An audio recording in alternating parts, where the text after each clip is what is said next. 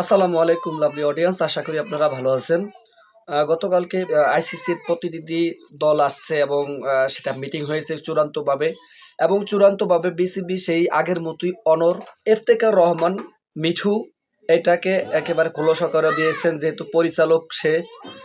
খারাপ হোক ভালো হোক সেটা পরের কথা, এখন হচ্ছে ইফতেখার রহমান মিঠু গতকালকে এবং বিসিবি পরিচালক সব বিসিবি সহ গতকালকে আইসিসির প্রতিনিধি দলের সাথে যে আলোচনা হয়েছে সেই আগেরই আলোচনা ঘুরে ফিরি, এবং অনেক চেষ্টা করেছে বাংলাদেশকে ভারতে খেলিয়ে দেওয়ার জন্য টি-20 বিশ্বকাপে, কিন্তু শেষ পর্যন্ত ভারতে বাংলাদেশ খেলবে না এটা নিয়ে একেবারে অনর সেটা অফিসিয়াল স্টেটমেন্ট দিয়েছেন। তো বিসিবি থেকে বলা হয়েছে যদি গ্রুপ চেঞ্জিং বিষয়টা যদি দেয় তাহলে সেই ক্ষেত্রে বাংলাদেশ খেলবে, মানে বি গ্রুপে বাংলাদেশ ফালাইতে হবে, যেহেতু শ্রীলঙ্কার মাটিতেই খেলা। যেহেতু আপনি আইসিসি যদি আপনি এত বড় ইম্পর্টেন্স দিতে পারেন সেই পাকিস্তানকে, সেম ইস্যুস তো বাংলাদেশের বেলায়, যেহেতু মুস্তাফিজুর রহমান কেন্দ্র করে এত কিছু, মুস্তাফিজকে ভারতে নিরাপত্তা দিতে পারবে না, তাহলে 15 সদস্য কিভাবে নিরাপত্তা দিবে, এবং সাপোর্টারদেরকে কিভাবে নিরাপত্তা দিবে, সাংবাদিকদেরকে কিভাবে নিরাপত্তা দিবে, পডকাস্টারদেরকে কিভাবে নিরাপত্তা দিবে? তখন এইখানে আমাদের লজিক্যাল সেটা আমরা এক্সপোজ করতে পারি।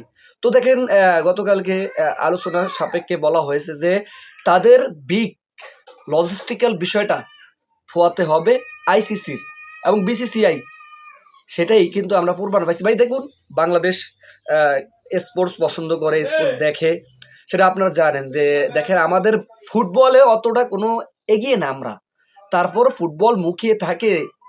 এই যে জাগরণ শুরু হয়ে গেছে ফুটবলের, সেটা ফুটবল কেন্দ্রিক, ফুটবলের টপিক। যদিও দেখেন বাংলাদেশের ফুটবল যেহেতু পছন্দ করে, আদার্স টিমদেরকে সাপোর্ট করে, যেমনিভাবে ব্রাজিল, আর্জেন্টিনা, স্পেন, ফ্রান্স এই ধরনের দলকে সাপোর্ট করে, বিশেষ করে ব্রাজিল, আর্জেন্টিনা, দেন পর্তুগালও সাপোর্ট করে, এবং সেই সাথে লিগের খেলাগুলো দেখেন, লা লিগা, রিয়াল মাদ্রিদ, এই সমস্ত মানে ইংলিশ প্রিমিয়ার লিগ এগুলো দেখেন। সেই হিসেবে বাংলাদেশের এই ইনফ্লুয়েন্সারদের ধারাই কিন্তু টাকা আর্ন হয় অন্যান্য বিদেশি কান্ট্রিতে। সেই হিসেবে বাংলাদেশ স্পোর্টস দিক দিয়ে একটু এগিয়ে, এবং সেটা 99% এগিয়ে, টু বি ভেরি অনেস্ট। এই স্পোর্টস দিক দিয়ে কিন্তু অনেকে এগিয়ে গেছেন এবং বাংলাদেশের দ্বারা। তো সেই হিসেবে বাংলাদেশকে আপনি এরকম টোক্কা দিয়ে ফালিয়ে দিবেন এরকম না। আইসিসি সেটা মোটামুটি বুঝতে পেরেছে এবং বাংলাদেশের ফিলোসফি বুঝতে পেরেছে।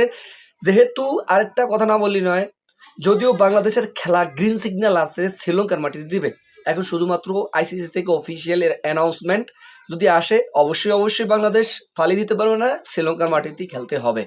আর এটা কোয়াইট লজিক্যাল। তো ভাই, বাংলাদেশকে ফালিয়ে দিলে তাদের অনেক ফাইন্যান্সিয়াল দেন লজিস্টিক্যাল অনেক ক্ষতি পোহাতে হবে।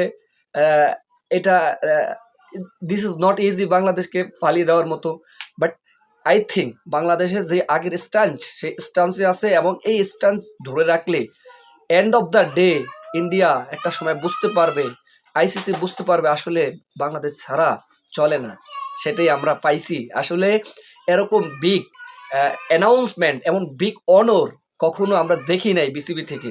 আমিনুল ইসলাম বুলবুল ভাই, আসসালামু আলাইকুম, স্যালুয়েট স্যার।